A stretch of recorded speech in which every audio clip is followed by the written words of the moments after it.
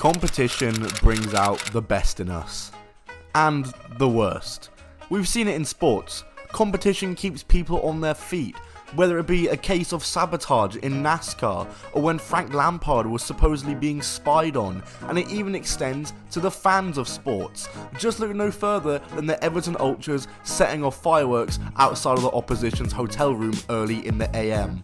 And yes, it even extends to wrestling too. I'm Tom or Top 10 Wrestling, and this is the time that WWE sent a spy to AEW.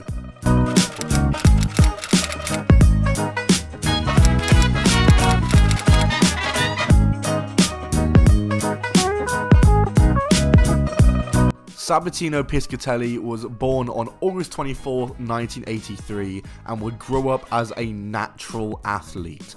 He would begin his football career at Boca Raton High School, playing as a wide receiver and defensive back. And he was also very good at baseball too, and just had the entire ball in his court on what sport he could pursue, and he chose ultimately to pursue football at college.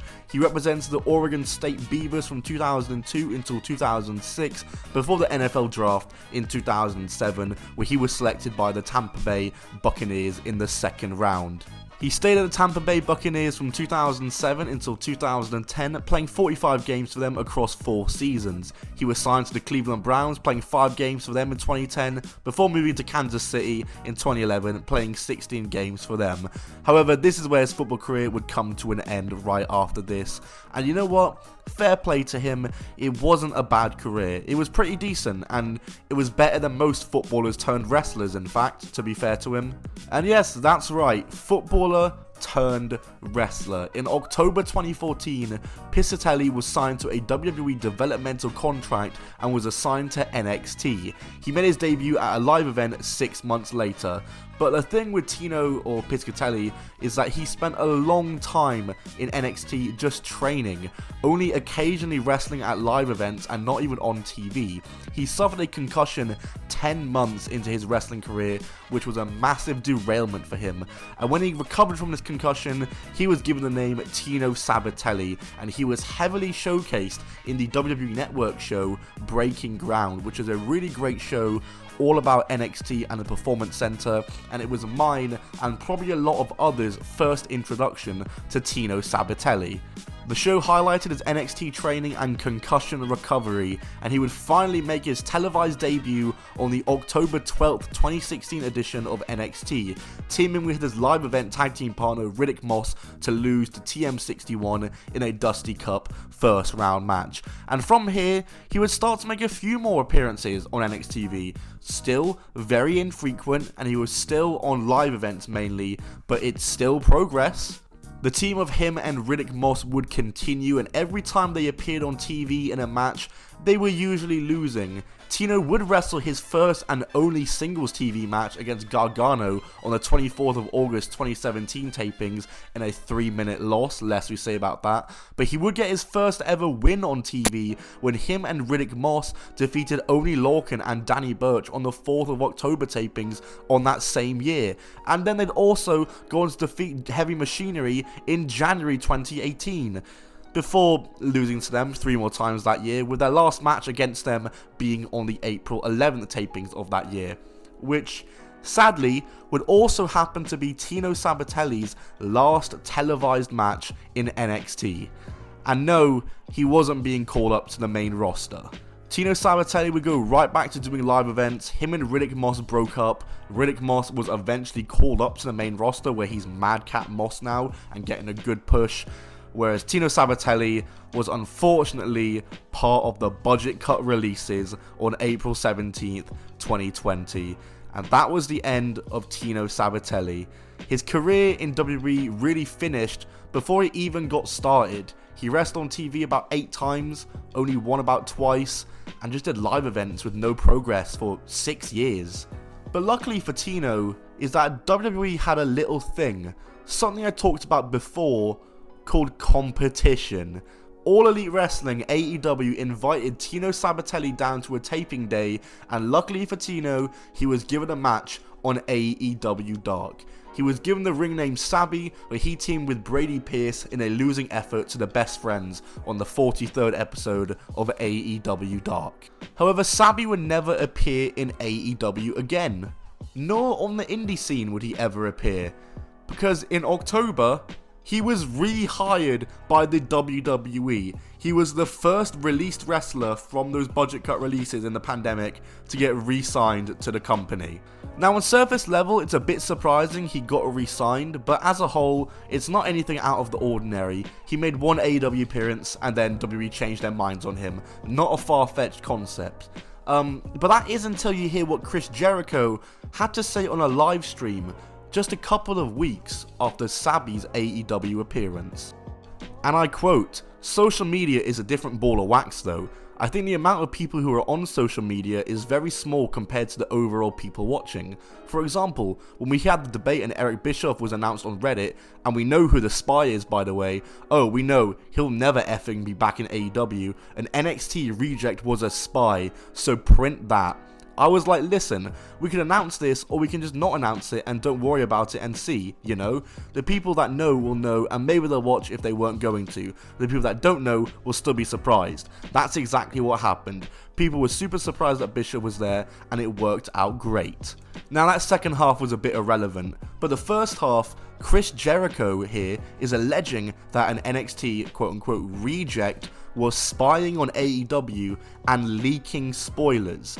And given that this was just a couple of weeks after his appearance, Sabi became suspect number one. And obviously when he was re-signed with WWE just months later, he then became even more sus. It was reported by Fightful Select that Tino Sabatelli was indeed who Chris Jericho was referring to, and further went on to say that people in AEW also believed that he was the mole. And I quote, "I can't say for sure that he is the mole. I can only say people in AEW think he is the mole, and when I say that, I mean Chris Jericho mentioned an NXT reject months ago leaking information. I don't quite get that. I don't know what got out that he wasn't thinking was going to get out. What was out there that anybody else couldn't have put out there?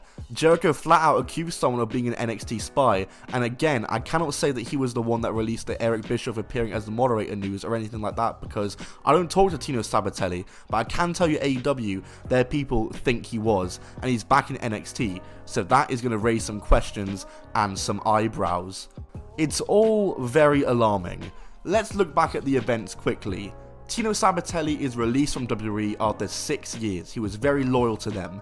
He goes to an AEW taping day once, and then weeks later it's reported that a quote NXT reject has leaked spoilers, and then months later he resigns with WWE.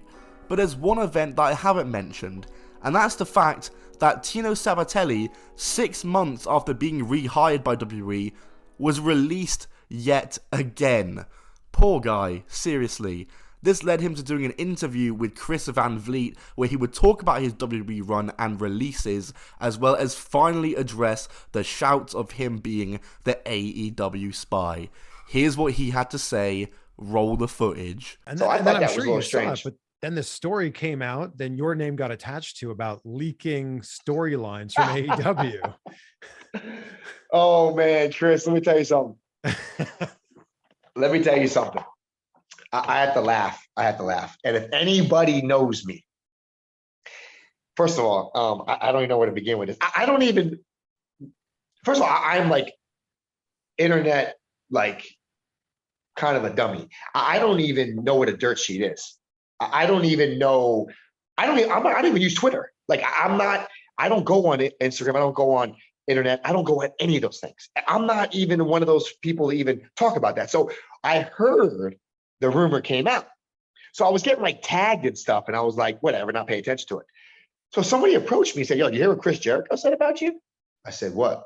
I said, I don't know. What was the quote? Do you remember the quote? Because it's something like, he said an NXT reject. Yeah, that someone was leaking storylines. And the quote is that Jericho says it was an NXT reject. Yes. Okay. So I ignored it. Like, I was like, you know what? I'm not even getting involved in this. Like, I didn't even know where this is coming from. So then people started bringing it up to me more and more. So I started looking into it.